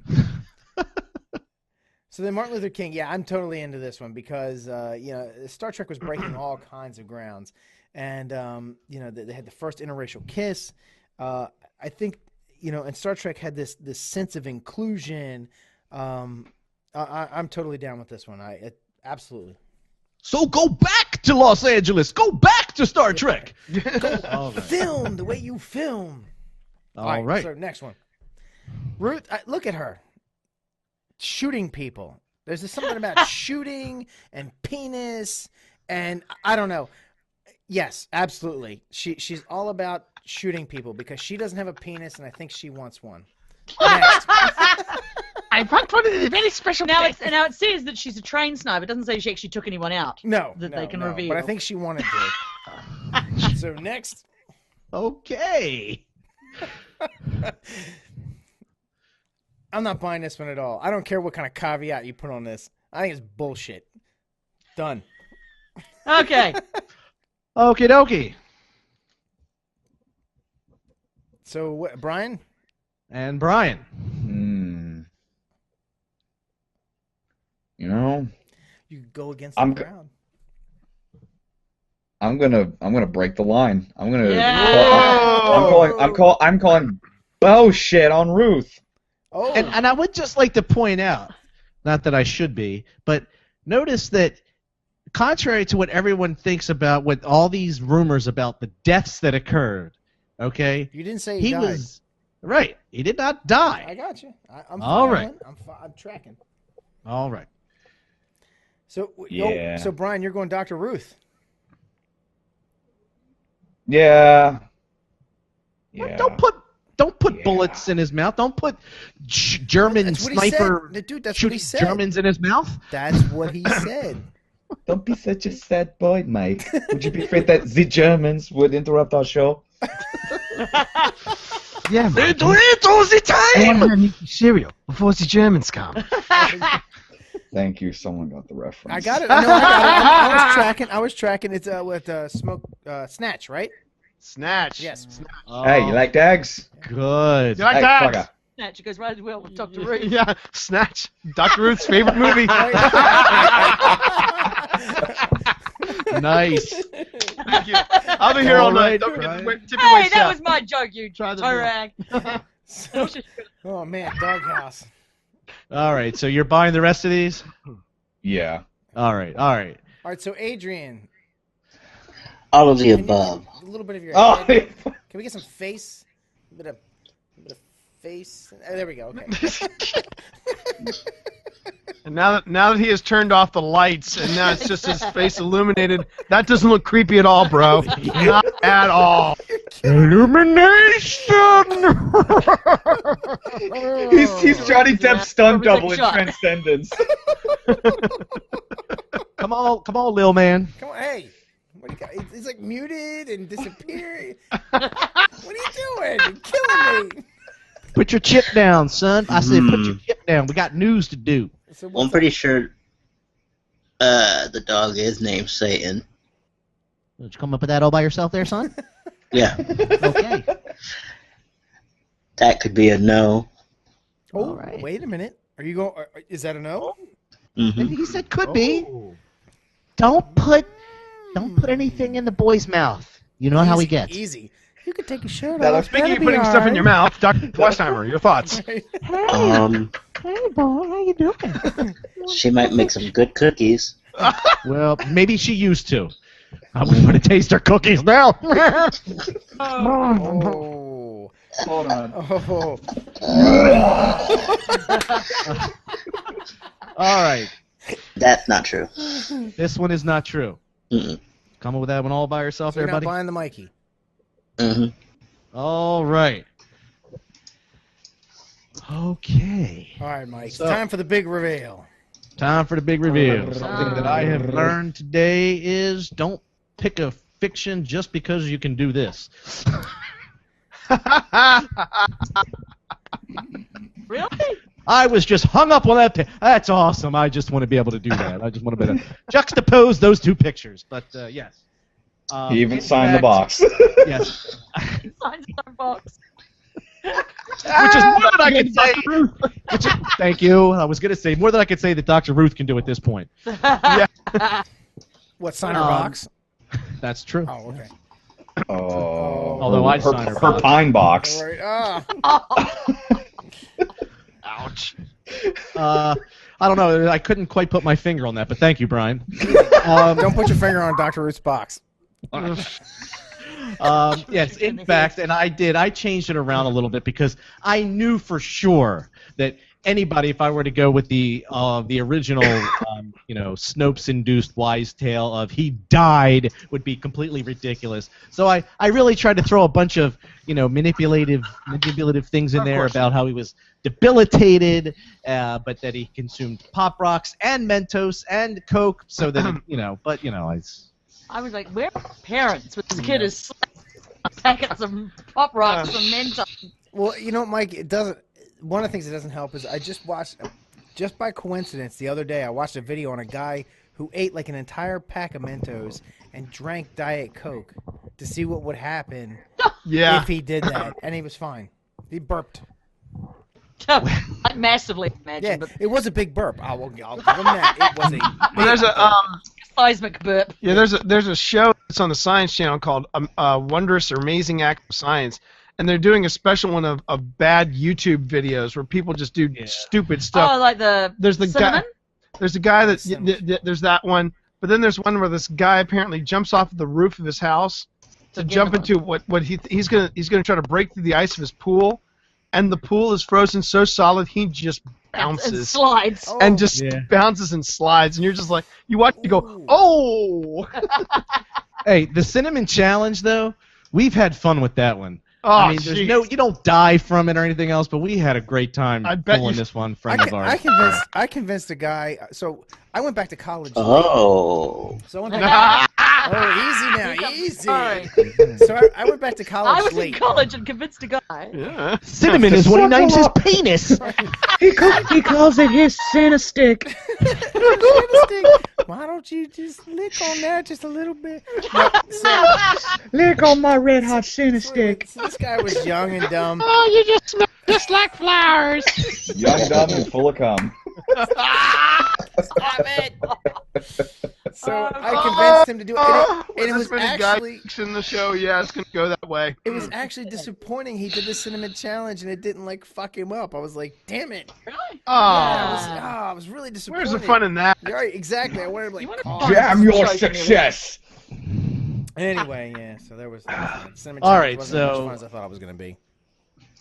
That's what she said. Brian, Brian, Brian, you're up, please baby. save us with the news. I hope you got some good stuff. I got some pretty cool stuff. Let me just bust Wait, it out wait, for who the won? developer. Oh yeah, hey Mike, wait a minute. Everyone did except me. Everyone did except There's the answer. It's not a matter of who won. Brian lost. That's the important thing here. Let me switch the camera to me real quick and just give a little bit of. Oh yeah, just a little bit of that, Brian. You got that? Oh, sorry, Brian. The news you were saying? Oh man. Yeah, haze Brian, and then say, "Oh, by the way, Brian, the segment, you're up." Okay. Small comes loser. on, Loser, I'm just news like- now. and I just give this like, I will kill all of you when this camera comes off. The minute the camera goes off, the knife comes out. That's my That's plan for what- afterwards. Pretty Jason much. said. Yeah. So I did find some really interesting stuff. So Boeing is coming out with a smartphone that is programmed to self-destruct if you tamper with it. Wow. Hey, welcome to the iPhone. Oh, God. It's a new cell encrypting smartphone. It's essentially meant for government officials.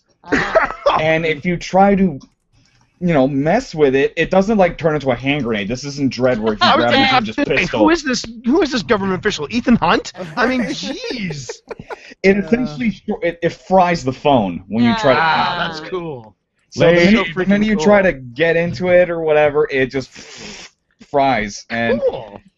I'd No, like it better if it like electrocuted the person who was going to use Right, it. yeah, no doubt.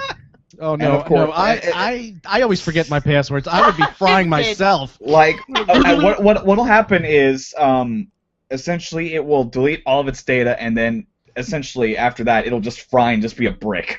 That's kind of cool. That is a cool idea. So that's something they're working on right now.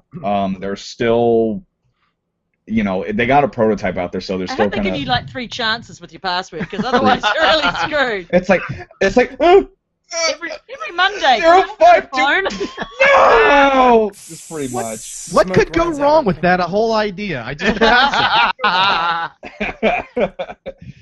Oh man. My phone already does that. Oh. So I was actually, this was interesting. The next article I found, it's I was watching something on Animal Planet, and they talked about this cat named Mercury, and I looked up the cat. It's a cat that was born with a disability. It doesn't have front legs, Oh. It has the it only has Tyrannosaurus Rex kitty. yes. It's a cat. The T-Rex cat. The way, because he does have, it's weird, he has little stumps, like he has the upper part from the shoulder, pretty much, yeah.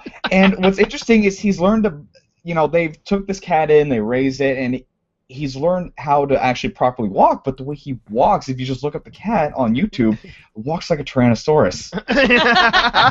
It's hilarious. Walks just like a T-Rex. It learns to. It was amazing. As a dinosaur geek, I was squealing like a pig. I hear he claps like a T-Rex too. If you're happy and you'll clap your Aw, poor kitty. I'd still get that fucker declawed. Oh, dude. What?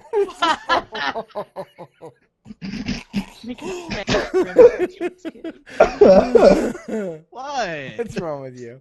I'm saying, just declaw the guy, I'm actually glad you bust out the Travolta impression because I was going to talk about the Oscars. Oh, yeah. A little bit. So what exactly did he do? I mean, I think people are making a big deal about this, but what?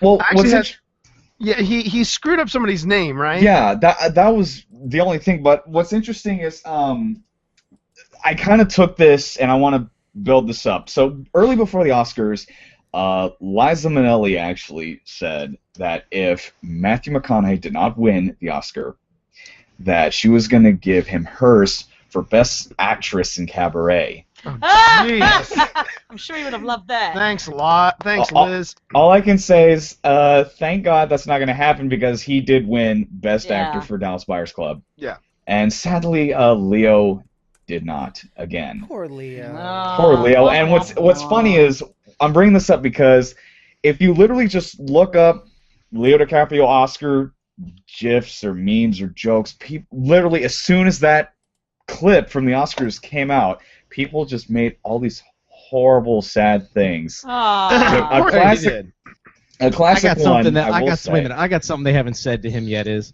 I'd get him declawed too. Go ahead.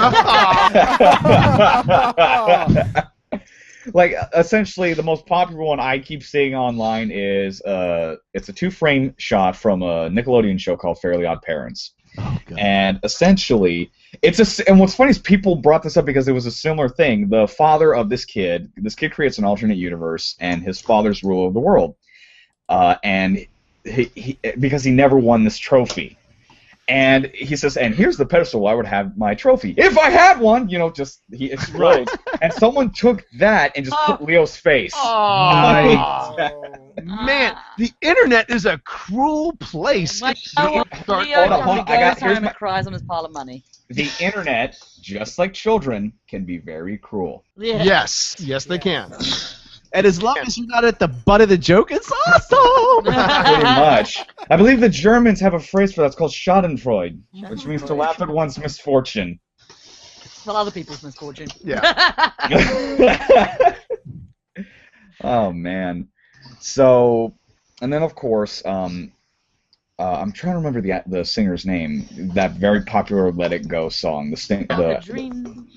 I hate that from song. Frozen. Right. Yeah, it's been blowing up, Idra something or other, right? Yeah. Yeah, Broadway. but of course she was one of the main performances in the Oscars.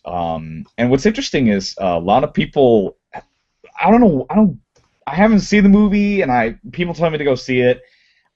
I don't know, because I heard the song. The song's okay. Right. But what bugs me is this is a little shout out to friend's friend. It's one of those kind of deals. So a friend of mine, Roy, knows this guy named Caleb, who's actually a classically trained singer, and he did a cover, like his male rendition cover of "Let It Go," and in like 3 days it went viral. Millions of views. Oh yeah, just blew up, and it was just. I just wanted to plug that in for Caleb and Roy. It's just funny how. Because this is leading to my next topic, because I discovered the most interesting thing. Because lately people are doing these mashups of songs, and everyone knows Rick Astley's "Never Gonna Give You Up," right? All right. Well, hold on. Don't rickroll our podcast. No. Shut your mouth, Peter. Because here's the thing. There's a young dance DJ. I know Adrian, I know him. It's Avicii. He's fairly popular. They play a lot of his songs on the radio. And someone took his latest single and merged it with Rick Astley's "Never Gonna Give You Up." So it's literally the music, but it's Rick Astley singing it. And it's blowing up so fast right now. Last time I checked, it was like within like a couple hours, it was like 250,000 views already. I wish I could get that stuff. Radio stations were talking about it. I found it. I found that mashup through our local radio station. And what's cool is the guy who created the mashup, he's literally just giving this for free. It's like, just like my page on Facebook and you get the song for free. And it's a really interesting mashup. Like, just try and look it up. It's Avicii, Avicii, and Rick Astley, "Never Gonna Give You Up." It's just the damnedest thing. It's like one of those little jewels you find on YouTube. That's not cat videos or some stupid shit like that. Or somebody hurting themselves. Right. Yeah, or someone not hurting them, or a Call of Duty kid screaming in his mic or something. Or somebody jumping on a frozen pool and busting their ass. That goes to TV. That goes to see exactly. That's TV right there. Right. Tom Bergeron, get on it. Anyways, that's all I got really right now. Oh, then do you mind if I offer something? Sure. Go on ahead. Right ahead. Don't know, because geez. see, social media is my thing, and I have to preface this by saying I had a nice reaction to a blog post I did entitled "You Know We Can Hear You," right? And it was in response to what was happening in the Science Fiction Writers Association where this guy with this guy who wound up he's the associate director of one of the big six. He does the contract negotiations, and he was just going off and on this one female writer, and the whole sexism thing started snowballing. And the thing was, he and the rest of the croonies in the Science Fiction Writers Association, they were all... Which we are members of. Which we are members of. But I honestly don't care, because this guy's... If he didn't realize... He didn't realize he was on a public forum. Well, yeah, they do. And that's the thing. And they realize eventually. They're not going to know what a podcast is. So anyway, I'm getting at, though, is that I did this whole thing about there are just times when you need to just Saint Fu. Just shut the fuck up, okay? So I tell you that story to tell you this one. From March 3rd, the former head of a private preparatory school in Miami, Florida, he won an $80,000 discrimination settlement for age discrimination. So he was really excited because he told his family, "Hey, I won the lawsuit." So what does his daughter do? She goes on to Facebook and she posts the following: "Mama and Papa Snay won the case against Gulliver. Gulliver is now officially paying my vacation to Europe this summer. Suck it." Oh, God. Now, again, I go back to my blog post. You know we can hear you, right?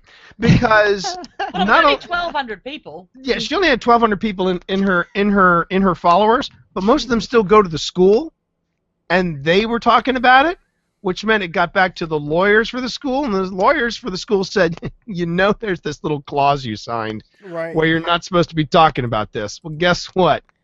You're not going on that European vacation after all. Oh. And they basically, and the judge said, yeah, you violated this clause, and so you've just negated the lawsuit. So basically, suck it.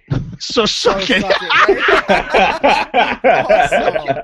I mean, seriously. I'd be so angry if that was my daughter. I'd be, You are not getting on not coming to Christmas this year. You're not coming to Christmas. You're not coming to Thanksgiving. You're gonna work over the holidays until we get that $80,000 that I'm entitled to. But yeah, I mean, and they're appealing and everything. But now people are going, well, I think they're kind of overreacting. Like, no, they're not overreacting.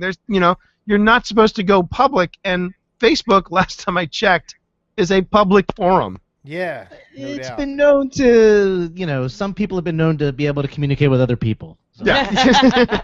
1,200. It's kind of like this whole thing that they're doing these podcasts something or other, but you got to have an iPod to understand and be able to download them and everything. I mean, come on. So again, yeah. So most expensive Facebook status update ever. What do you think? No doubt, right? Love it. I like it. So I got a quick one. So D&D Next, I don't know, that's been up in the air. People talking about D&D Next. I think it's been like a year now that people have been waiting for this thing to hear anything, and it has been leaked that it's going to be this summer that D&D Next is released. So the next version, awesome. Which, God help me, please fix the 4. The D&D 4 was awful.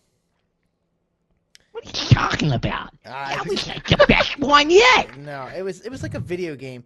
I've never even really played it. I just tried it at a con once, and I looked at the game master. I was like, "Does this come with a joystick? Can I get a joystick? Because this is like a video game." This is... Oh, you think you can do better? Why don't you write your own game? Maybe I should do that, Mike. I don't know. I'll work on it. And this is why I play Pathfinder. Right, exactly. But yeah, that was just released, and it's been running through the blogosphere this is just like yesterday. Yeah, because I kind of figured, because I've been visiting my local shop, and they've actually been playtesting D&D Next. Oh yeah, a lot of people have been playtesting it, for like what, 2 years now. Yeah, and I got to sit down and watch a session, and I figured this would be about the right time when they would actually launch it with new books, new volumes, and stuff like that. Yep. Is it still running on? Is it still running on? Now this is gonna date me. I'm an old schooler. Is it still running on D20 or is it something different? I mean, No, believe yeah, it's- it's going to be running on D20. But Yeah. it's. I think D&D Next was supposed to. The concept was that they were going to develop something where you could play whatever flavor of D&D you like, and even to the point where each person could play a different flavor at the table. So you could play D&D first edition, and Mike could play D&D second edition, and Brian could play Pathfinder, and I could like F me, but I could play, you know, 4th edition. Not Hey, that that's I, mine. Not that I would, but anyway, they're supposed to be able to play them all together, and everybody's supposed to be equal and all that good stuff. Oh. that's kind of cool. But we'll see. I don't know. That was the concept. I don't know if it survived play testing. Well, they were still doing it, so it's probably doing well. I hope so. I think that'd be kind of cool. I'm not really a big D&D player per se, but yeah, I like it to do well because the hobby that I work in and develop stuff for, I want it to continue doing what it's doing, and D&D seems to be the driving force of it. So the better it does, the better I do. Roll on summer then, Yeah. Roll on summer. if summer ever comes. Yay! Oh, God. Don't even, Yeah. Summer. Ugh. Please, summer. Spring. At least spring. Literally, what's funny is when the Death snowstorm to winter. happened, Please die, you fucker. what when the snowstorm happened, I got up, I got out of my car because I was working when the snowstorm hit us. Like, our main road was a solid plate of ice. You couldn't even see tire treads. I lived 2 miles away from work. It took me 3 hours to drive home. Wait. Tell them where you live. I live in Dallas, Texas. Oh! For God's sakes. That's what I thought I heard, that you're in Dallas. I was Yeah, just like, last here's time I the was in thing. Dallas, it was like a sauna in Dallas, and that was in October. So Hold on. Texas is bipolar, but let me finish real quick. Texas is As soon as I open the door and I see ice, I said, whoever the fuck sang "Let It Go" this morning, I'm gonna punch in the throat. And They're definitely blaming Frozen for that. Well, Bad wait a minute. yeah, My I'm just post- like, damn it, Frozen, you won the Oscar. Leave us alone. What more do you want? Wait, my post. Why today- don't you let it go? My post today was whoever hired Jay. God damn it, I screwed this up. Whoever hired. And you dropped the ball. I did. I totally dropped it. There it goes. Going down the stairs. just like a Denver Bronco. Damn. Hey, Mom, it's Martin, the Peyton. guy who wrote Can you Game come of pick me Thrones, up? his name Oh, is yeah, George R. R. Martin. George. That's the word I'm looking for. So whoever hired George R. Martin to work for the Weather Channel, I'd like to kill you. You can't find me, so it's okay. But yeah. Oh, I can. This winter has been brutal. It's just been inconsistent. I mean, Yeah. someone was posting today on the Book of Face the meme of the most interesting man in the world, and he was saying, I don't normally experience 4 seasons in one day, but when I do, I live in Virginia. Yeah, someone's been mass making that, but it's for every state. Right. We have one for Pretty much, Texas. pretty much. Oh my God. That's why we call it All right. global climate change, not global warming. Yeah. It's 11:17. Yep. Our timekeeper has pulled the cord, so it's time to wrap this baby up. Pip and T, thank you for coming on. You have honored our podcast. Thank you. Thank you for honoring Or our podcast. as Russ likes to say, get the hell out of here. You're classing up the joint. Drop in. So unless anybody has anything to add, I'm going to wrap this show up. Which we will run I'll run the show closer, but you guys won't be able to hear it. So. But I have one video before the show closer. Oh, Did you get my video. message? Whoa. Okay, hold on. All right, go ahead. So Are is you this ready? YouTube? Hold Everybody on. YouTube. Did everyone click the YouTube app on the toolbar? Everyone load your YouTube app beforehand. This is a I very didn't see important the video. YouTube app on my toolbar. Hang It's on on. the Okay. left-hand side. Go to the left-hand side. You should there just we see go. a giant And red I play s- button. I yeah. see it. Yep. I've clicked on my YouTube app. Okay. So basically what we will be doing is I will cue this video, it will start to play, and then Peter, It'll you mute just us. make sure that when you play it, you'll all be muted, but then as soon as whenever you want to then you can just roll to the end credits. All Okay. right, well, you have to kill the YouTube video because otherwise the sounds will mix. Okay, dokie. So Then I'll you wait till kind the of. end. No, you don't want to do that. But here we go.